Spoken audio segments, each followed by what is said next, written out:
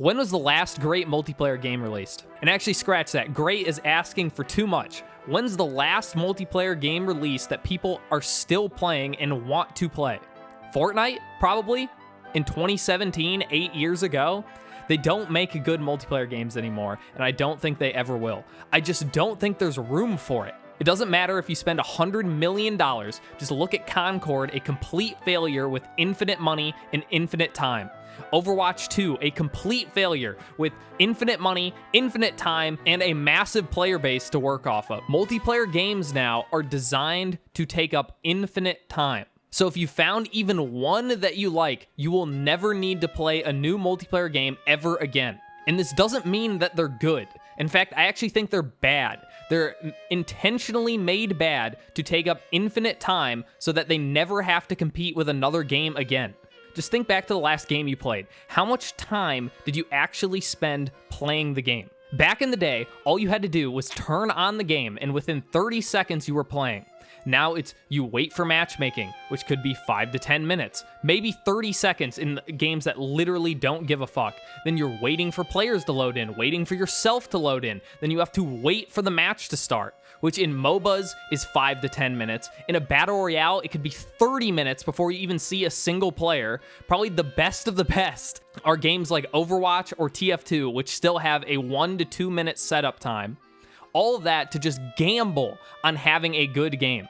And if you fail that gamble and your teammates are shit, or you're just having a bad game, then you get to start it all over again, straight back to the matchmaking screen. And all of this downtime is completely intentional. You cannot play a game all day.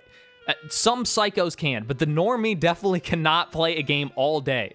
But you can play for maybe 30 minutes to an hour at a time with a ton of downtime in between. Time spent looking at your phone, looking at the other monitor, for fatties to eat their candy bars, a snack in between every game. See, people think games have to compete with all media. That might be true for single-player games, but it's not true for multiplayer games. They're designed to be consumed alongside other media. All of this downtime is actually a benefit. So rather than competing with YouTube, you get to watch YouTube in between matches, or even during for some people. It may sound great if your dopamine receptors are fried, but I play games because I actually like them. I want to play the game. And all of this pointless waiting is in service to the skill-based matchmaking system. How a skill-based matchmaking system works is you are given a number value called your MMR. And this number is supposed to determine how skilled you are at the game. Either this value starts at 0, or you are given placement matches that lets you jump the queue.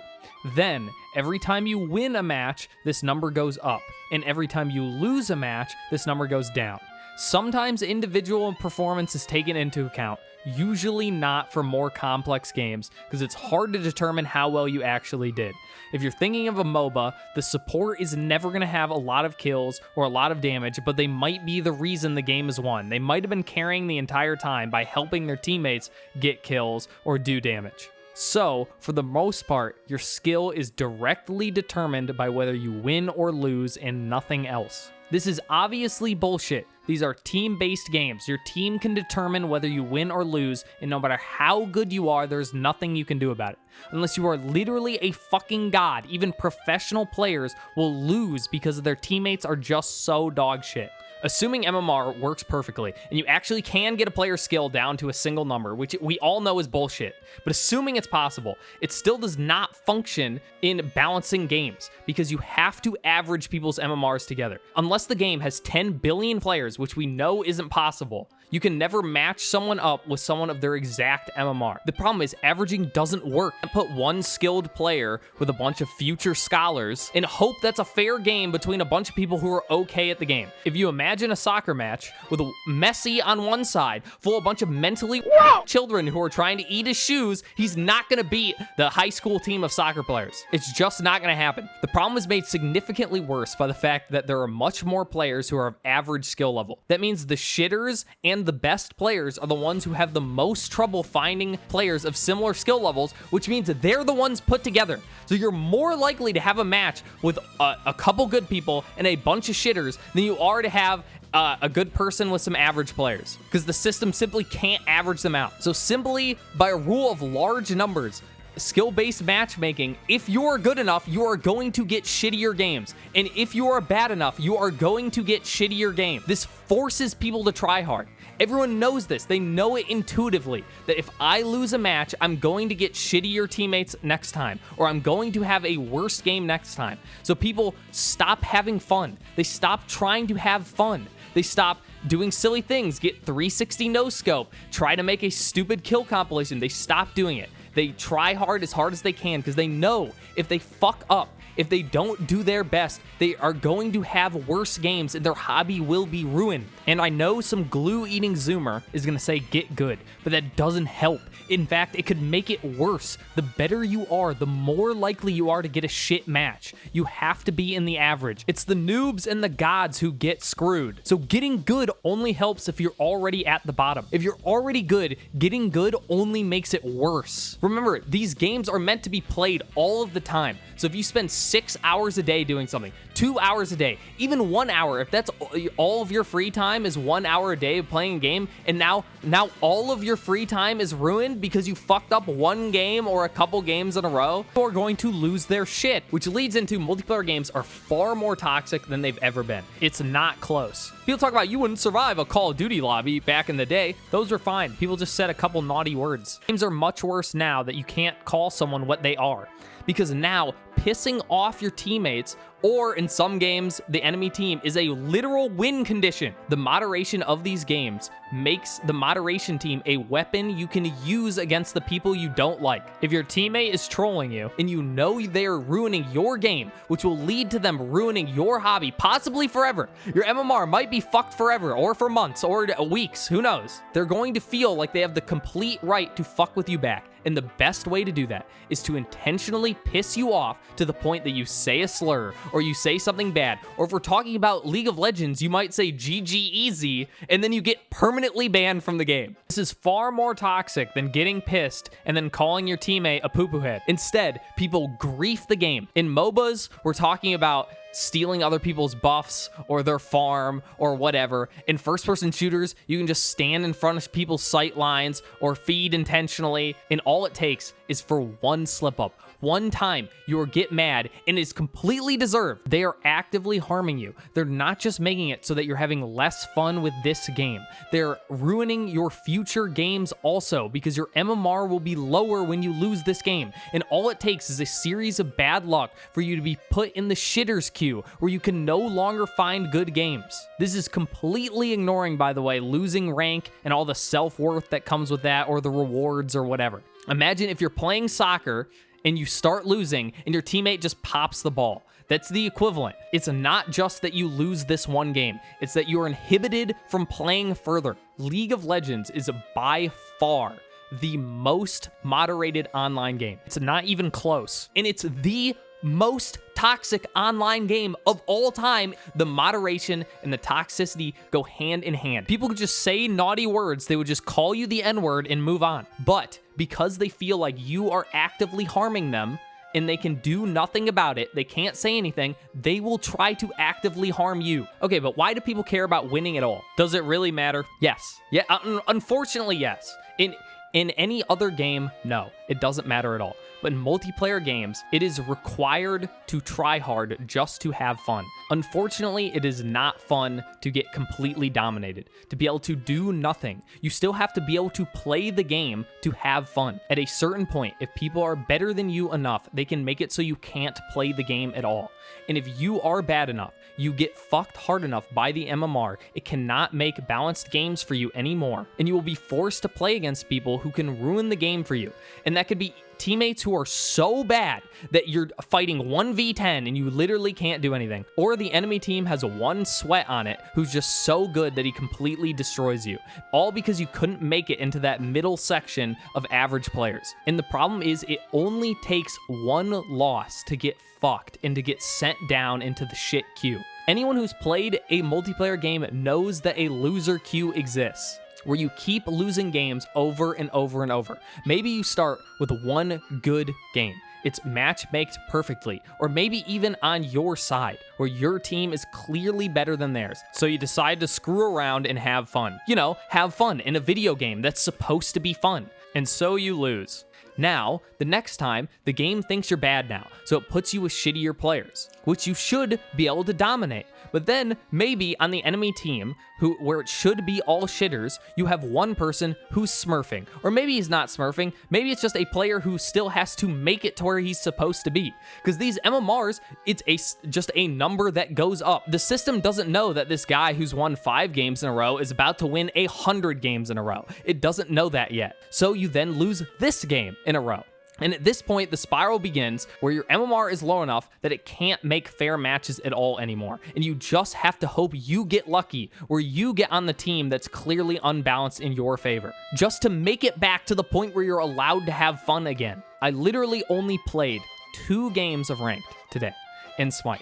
And after only 2 games, I get put in a game where I am a diamond player with a gold player on my team.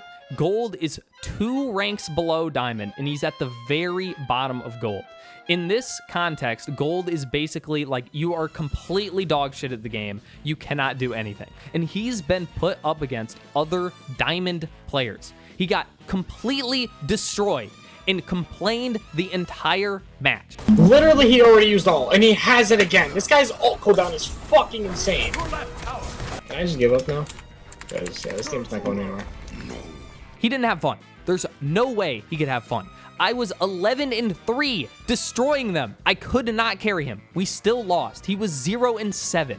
There's nothing you can do. Unfortunately, if you're that bad, the game just can't match you up with other good players. Or maybe I'm too high. I don't think that's true. I don't think Diamond's very high. I think it's far more likely that he's just too bad.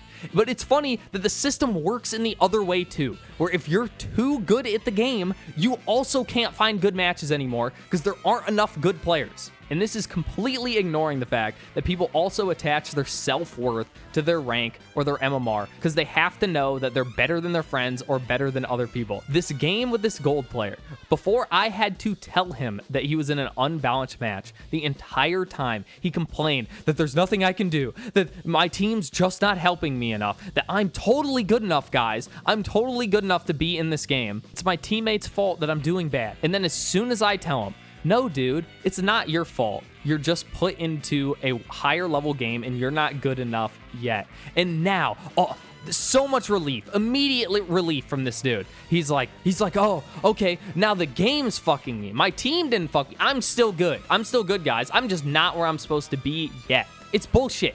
You're shit at the game. Who fucking cares? It doesn't fucking matter. It's supposed to be fun.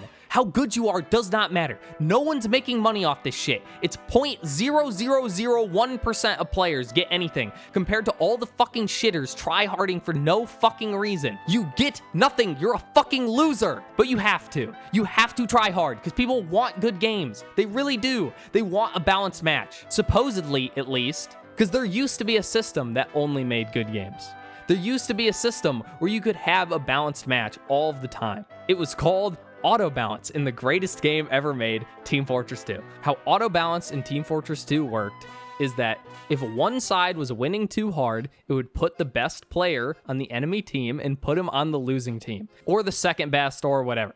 And you just keep doing that over time, and eventually the two teams are balanced, and it will stop auto-balancing people. And it takes 10 minutes, 20 minutes. There'll even be a couple lost games in between, but it didn't matter because there was no MMR. So no one gave a fuck that you lost a game or two.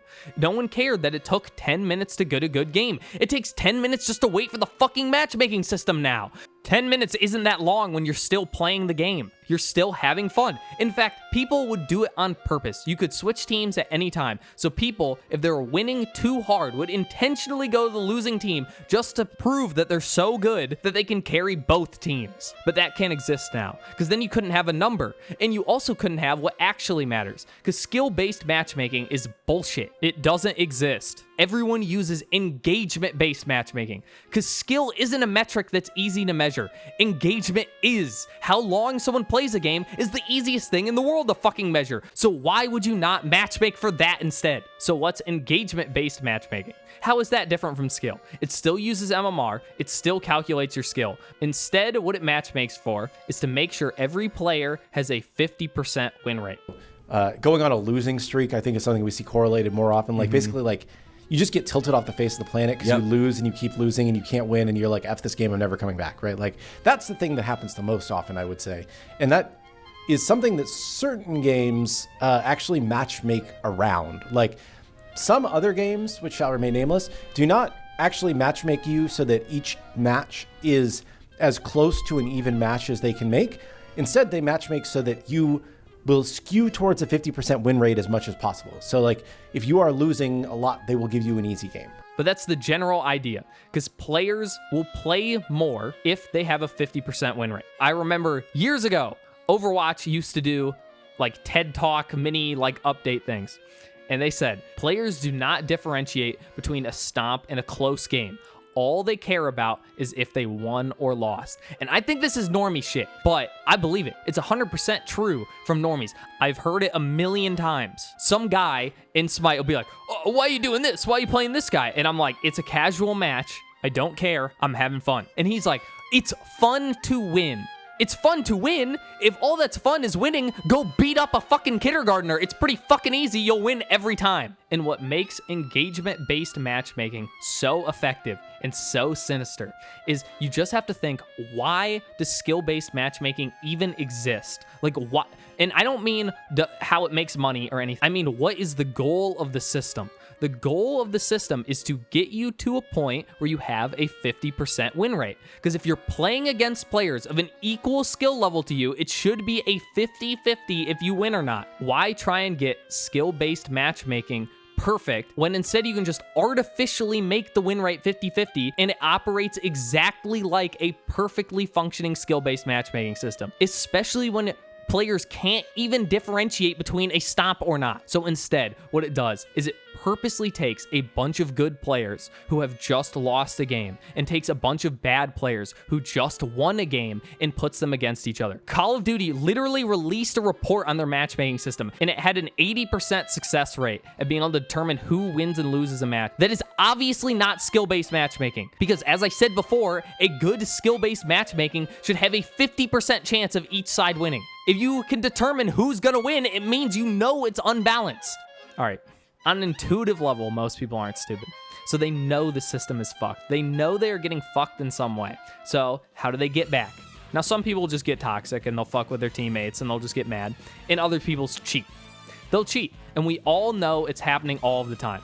I know some measurements, who knows, maybe they're bullshit. It was some AI company said that in an FPS game, 1/3 of all people are cheating. That seems too high to me, but maybe it's true. TF2 is probably true when almost every player was a cheating bot. And we know it's found at literally all levels of play.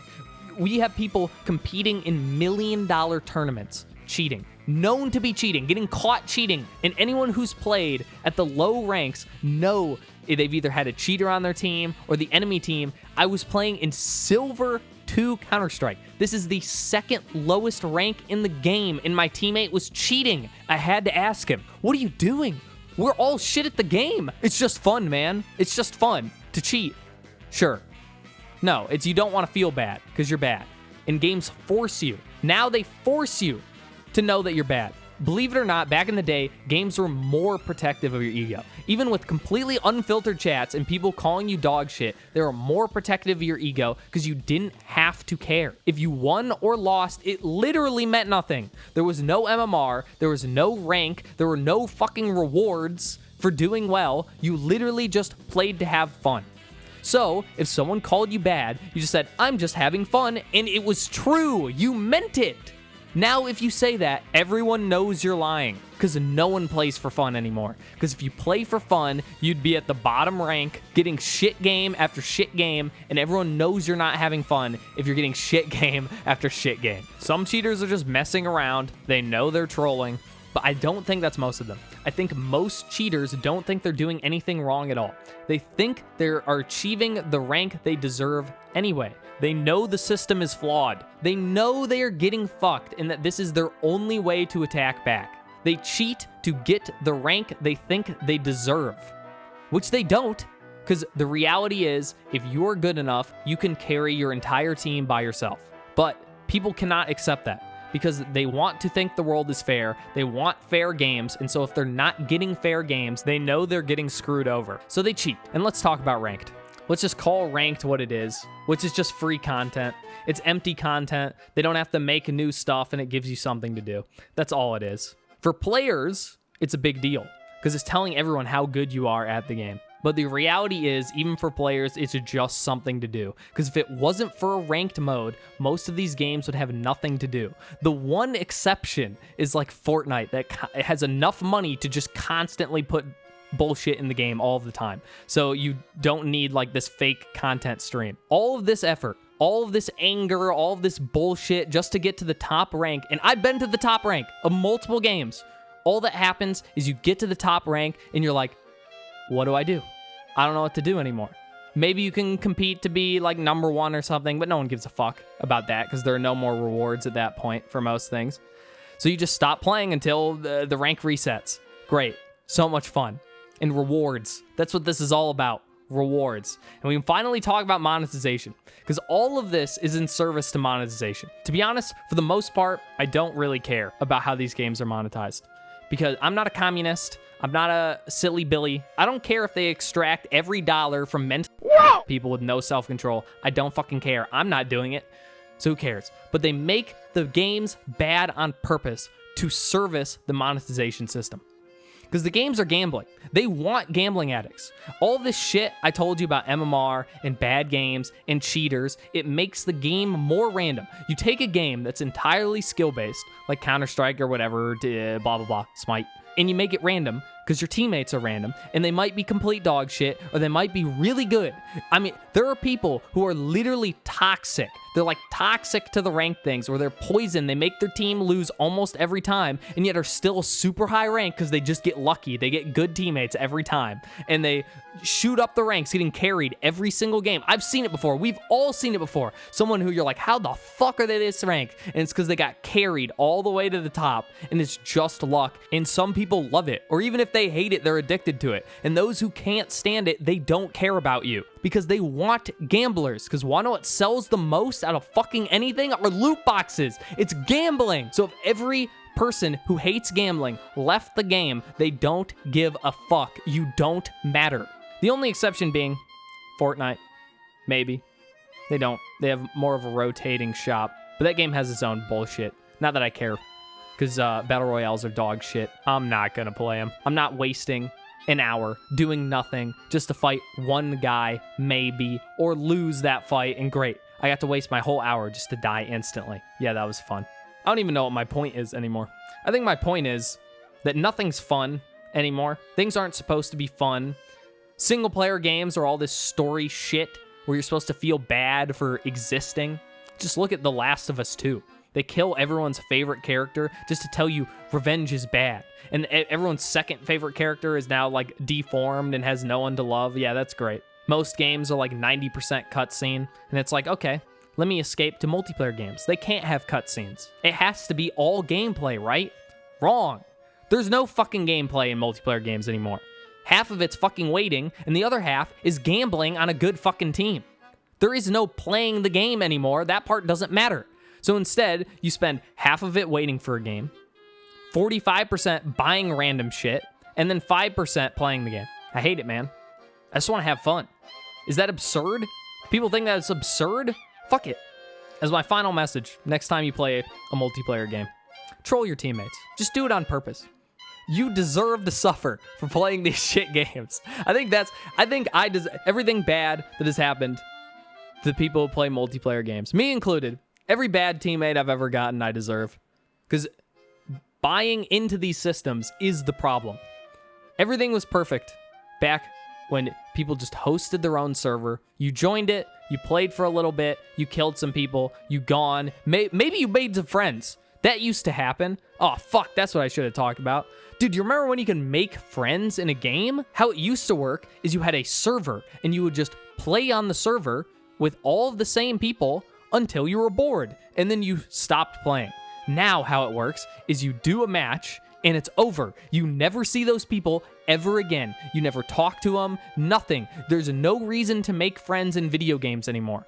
God damn, games used to be social. You used to be able to fuck around with people. I made some of my best friends playing Team Fortress 2 because you'd play on the same server every day for hours, so you have to make friends. That's just how humans work. If you interact with people for a certain amount of time, you just make friends. And games are intentionally designed so you can't make friends anymore. You want to talk about enhancing toxicity, it's a lot easier to fuck with people and be mean to people if you know you're never going to see them again. Before, if you had a real community, you didn't want to piss off the community because then you wouldn't be allowed on that server anymore. Or even if you're allowed, people would be mean to you. They wouldn't be nice to you. Now it's, who cares? It's extremely common now. Literally, you just wait to the very end of the game so you don't accidentally like make your teammates play bad on purpose. So you wait to the very end of the game and then you just hit them with a million slurs or you call them dog shit or whatever, and then you'll never see them ever again. It's like sucker punching someone in the back of the head in a city. They'll never know. There'll never be any repercussions. Games are intentionally designed now to not have communities, and it's sad. So is multiplayer gaming dead? No, obviously not. It's probably bigger than it's ever been, but it's not fun, and it probably will never be fun again. The closest thing to fun now is you can play a battle royale. Most of those don't have a ranked mode, but the problem is those are shit. I don't like them. I miss old games where you got to play them like all of the time, not hours of doing nothing while you search for fucking items. I think the thesis of basically every video on how gaming is dying is just games aren't made for us anymore. The people who like fun games and who actually care about the medium, we will never have games made for us ever again. Sad. Oh yeah, don't forget to like, comment, and subscribe.